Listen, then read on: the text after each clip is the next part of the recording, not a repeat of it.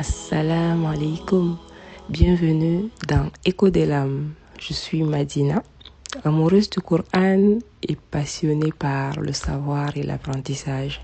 Dans ce podcast, je vous invite à explorer avec moi des réflexions profondes inspirées par la lumière du Coran et les réalités de notre vie quotidienne. Bonjour, bienvenue dans cet épisode 6 de ton podcast. Alors, on ne déroge pas à la coutume. Juma Mubarak, qu'Allah nous accorde les mérites de ce jour béni et qu'il nous accorde plusieurs autres Juma, Inch'Allah. Je suis un peu grippée aujourd'hui, donc faudrait être un peu indulgent avec ma voix. Aujourd'hui, j'ai eu envie d'aborder un sujet spécial mais aussi intéressant avec vous. Il s'agit de la question du foyer, de l'union, du couple, du mariage. Il faut savoir la raison qui m'a poussée à vouloir parler de ce sujet part d'un épisode de podcast de la sœur Zainab de Courant de mon cœur que j'ai écouté, qu'elle a réalisé avec Firdaus, qui est très inspirant et très profond et qui m'a donné envie d'en parler aussi. Donc, ça sera une sorte de commentaire de cet épisode ou d'inspiration de cet épisode. Plus précisément, moi, j'ai envie de parler dans cet épisode-là de la différence qu'il peut y avoir entre une maison et un foyer. Voyez-vous, lorsqu'on rencontre l'être aimé, lorsqu'on rencontre sa moitié, lorsqu'on rencontre sa cote et qu'on chemine ensemble comme il se doit et que par la grâce d'Allah, on finit par s'unir par le mariage, ce qui est la destination souhaitée de tout cheminement, on emménage ensemble dans une maison qui deviendra notre foyer commun, notre foyer à tous les deux. Et aujourd'hui, je veux qu'on essaie de mettre l'accent sur la différence qu'il y a entre justement cette maison et le foyer qu'on est censé construire. C'est quoi une maison? Une maison, c'est une construction avec une fondation, des murs, un toit, des meubles à l'intérieur. C'est ça une maison. Et c'est quoi un foyer? Un foyer, c'est justement un cocon familial qui dégage de la chaleur. C'est comme un feu de cheminée auquel on se réchauffe. C'est là où on trouve le repos. Un foyer, c'est là où on trouve la paix. C'est là où on a hâte de rentrer le soir pour se blottir dans ce cocon familial qui réchauffe, qui repose, qui apporte paix et sérénité. Le foyer, c'est cet environnement qu'on arrive à créer ensemble à deux lorsqu'on décide de s'unir par les liens du mariage. Vous voyez, de par ces deux définitions, qu'il y a une différence entre ces murs froides, entre ces fondations et ces briques qui peuvent composer une maison et cet environnement chaleureux qu'est réellement le foyer. Et là, ce qui fait d'un foyer, c'est pas la taille de la maison, c'est pas le nombre de mètres carrés, c'est pas le quartier dans lequel on réside. C'est pas parce qu'on est dans un quartier huppé ou dans un non-loti qu'on a une maison ou un foyer. Ce qui fait du foyer, c'est l'environnement qu'on arrive à créer tous deux lorsqu'on décide de se mettre ensemble. C'est l'ensemble de ces éléments-là qui nous amènent à transformer ces murs froids en un environnement chaleureux, agréable à vivre, apportant justement paix et sérénité.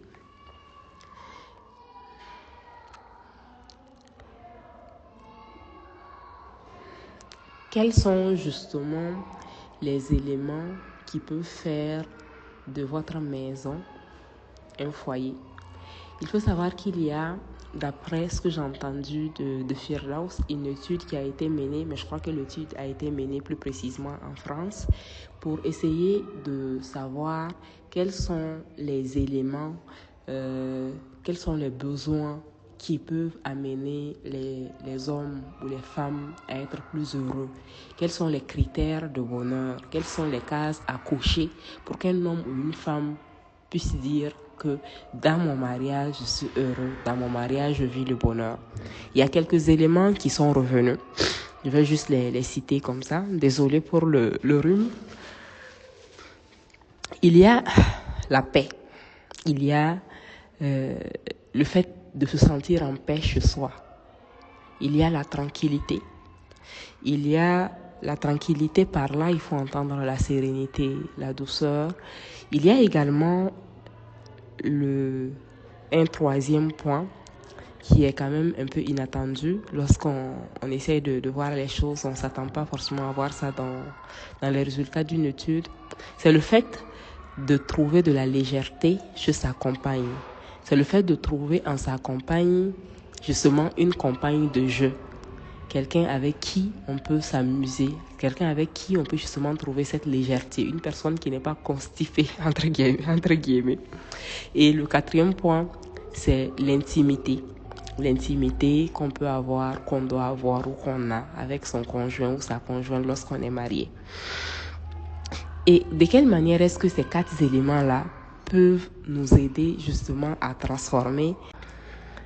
Premièrement, moi je pense que, personnellement, je pense que l'élément qui peut apporter de la paix et de la tranquillité, lorsqu'on veut transformer sa maison en foyer, c'est l'ambiance justement qu'on crée dans cette maison. L'ambiance, comme je l'ai dit, n'est pas dépendant du standing de la maison. C'est dépendant de l'environnement qu'on crée. Je prends un exemple. Lorsqu'on rentre du boulot le soir, ou lorsque c'est monsieur qui travaille, qu'il rentre du boulot le soir, lorsque peu avant 18h ou aux environs de 18h, on ferme les rideaux, on ferme la porte. Lorsque la maison est propre et clean, peu importe sa taille, lorsqu'on met une belle lecture du Coran, lorsqu'on tamise les lumières, lorsqu'on met du bon gousoulan, c'est-à-dire de l'encens qui sent très bon, on crée déjà une ambiance qui donne envie de ne pas sortir, une ambiance qui donne envie de rentrer, de rester chez soi.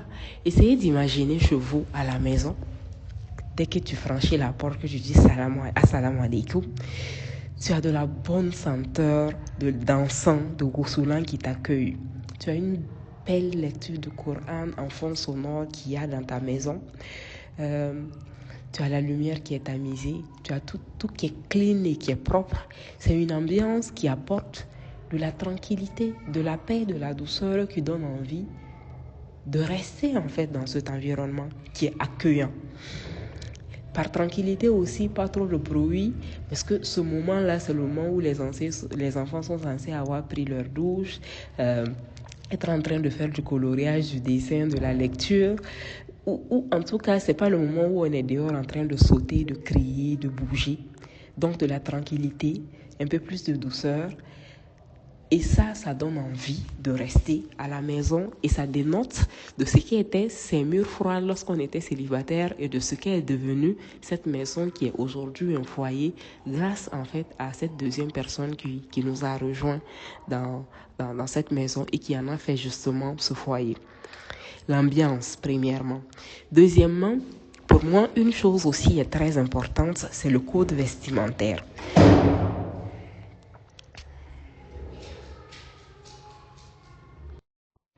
Je parle du code vestimentaire en m'adressant particulièrement à nous, les sœurs musulmanes qui portons le voile.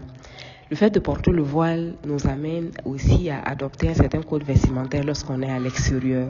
On est très couverte. On est très souvent en boubou, en abaya, en jupe longue, en pantalon ample, palazzo, en chemise ample. En tout cas, on s'habille de façon modeste et en respectant les codes du hijab islamique.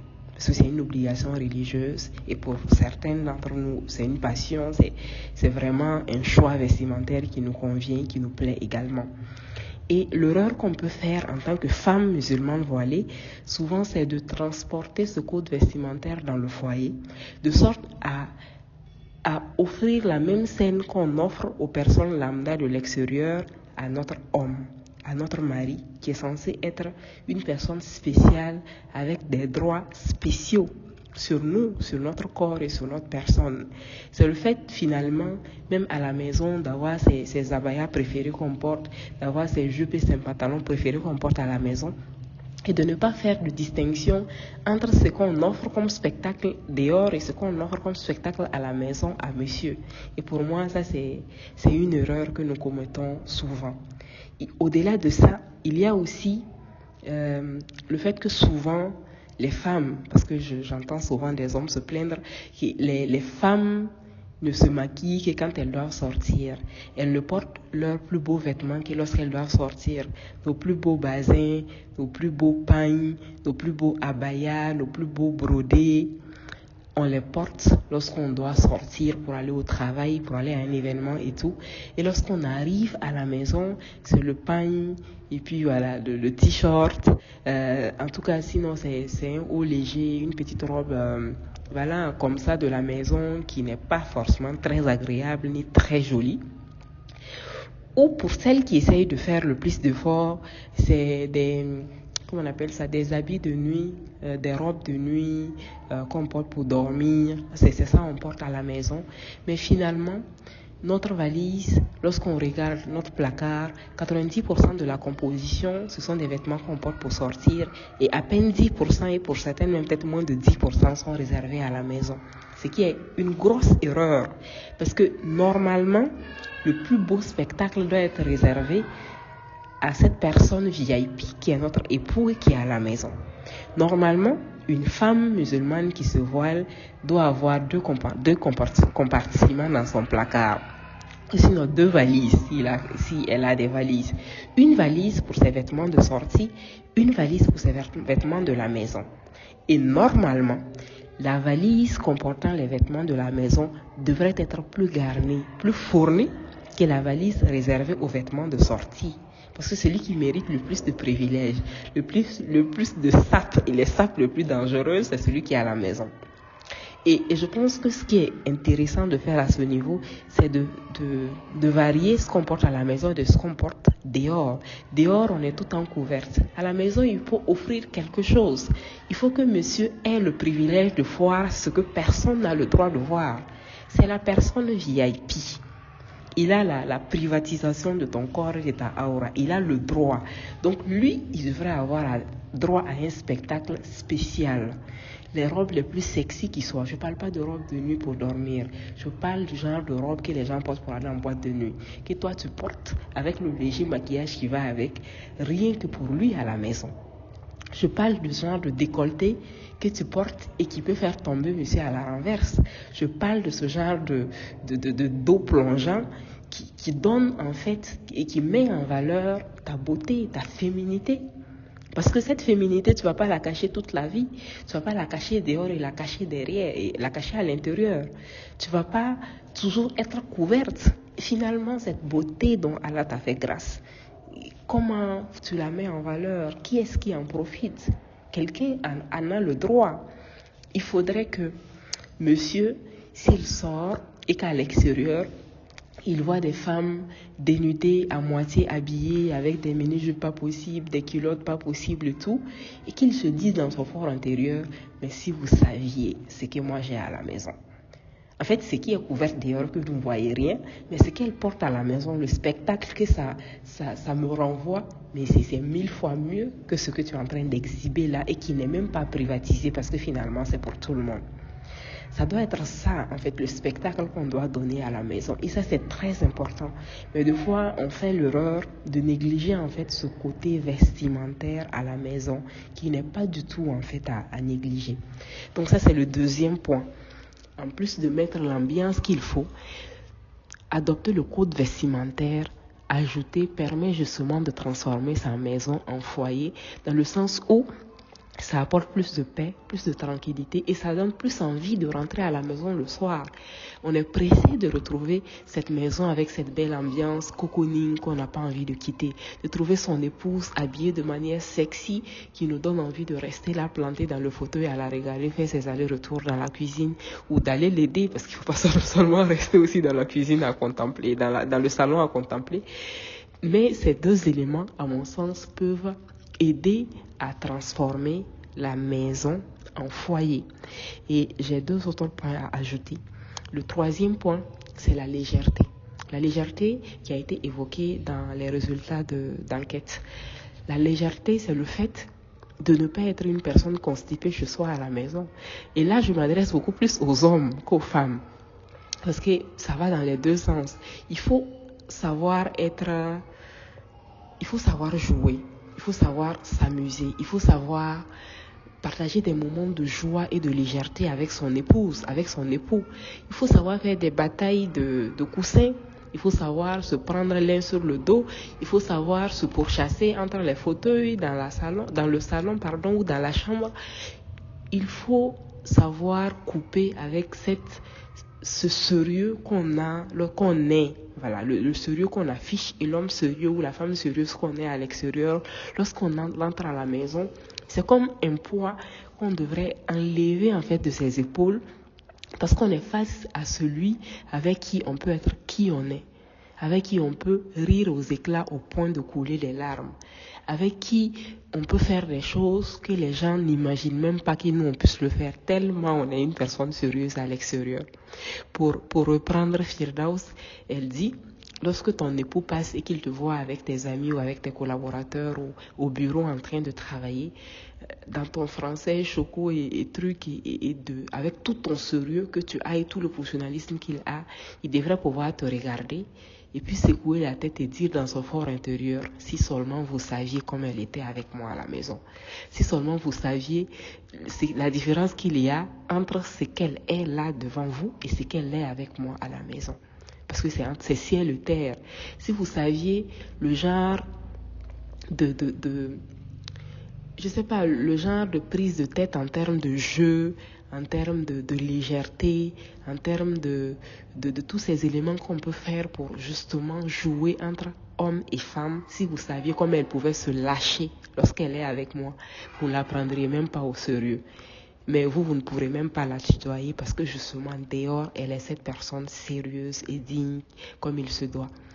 Et ça, je pense que c'est quelque chose qui est de l'ordre de la privatisation dont elle a parlé. C'est ça qui permet à l'homme de privatiser sa femme et à la femme de privatiser son homme.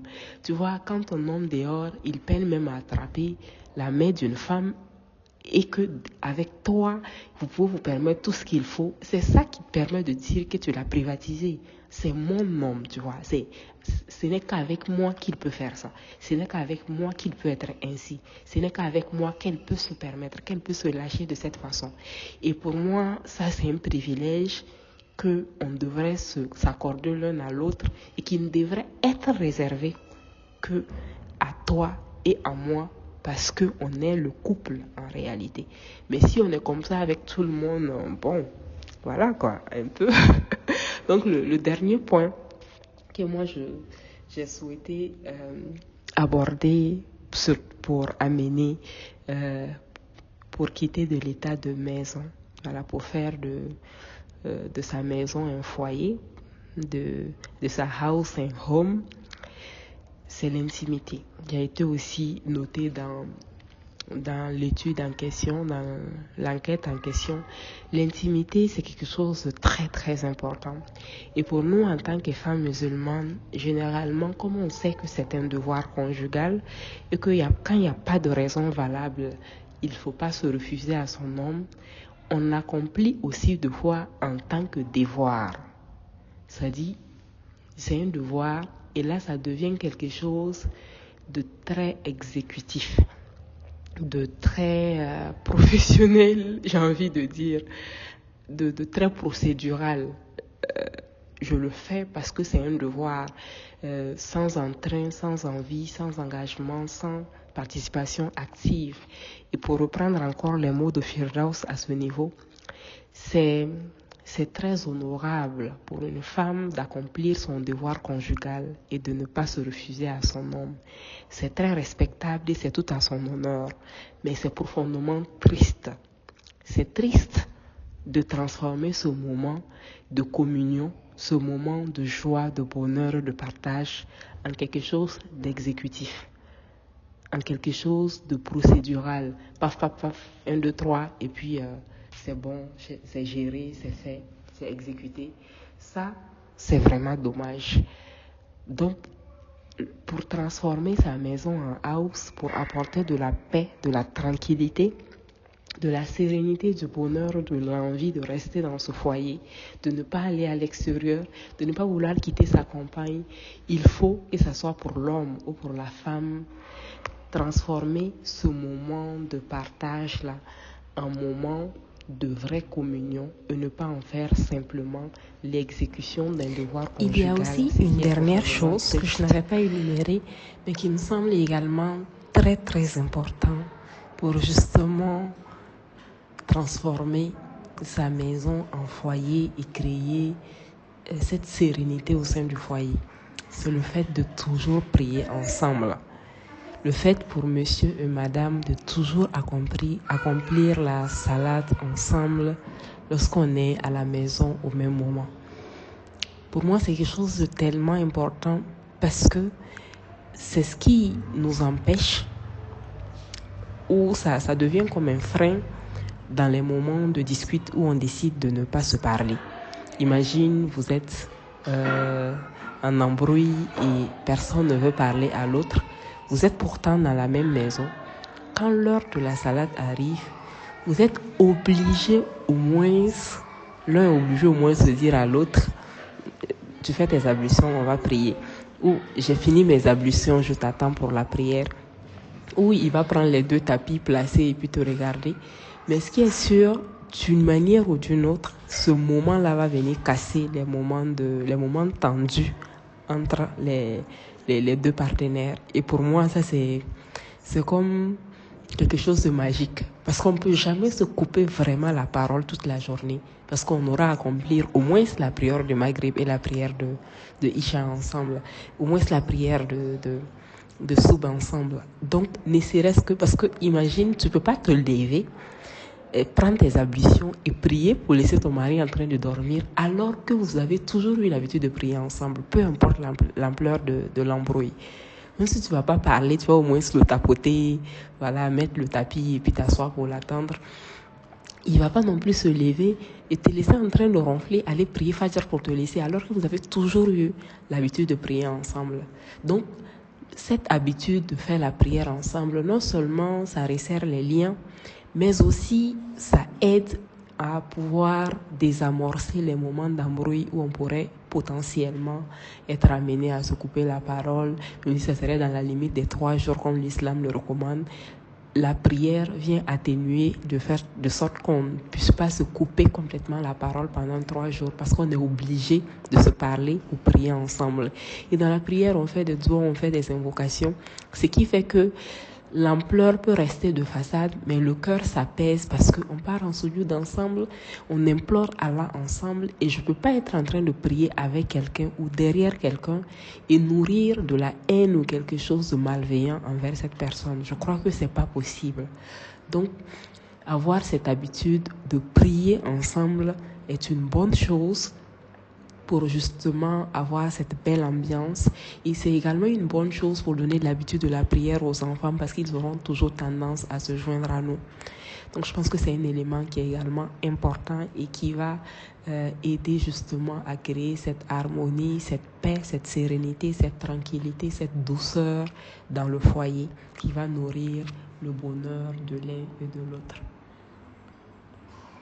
Voilà, donc voilà les quelques éléments que moi j'avais envie de relever et qui peuvent aider, à mon sens, à transformer mon envie de rester et qui apportent du bonheur aux 2 conjoints, aux enfants, ainsi de suite.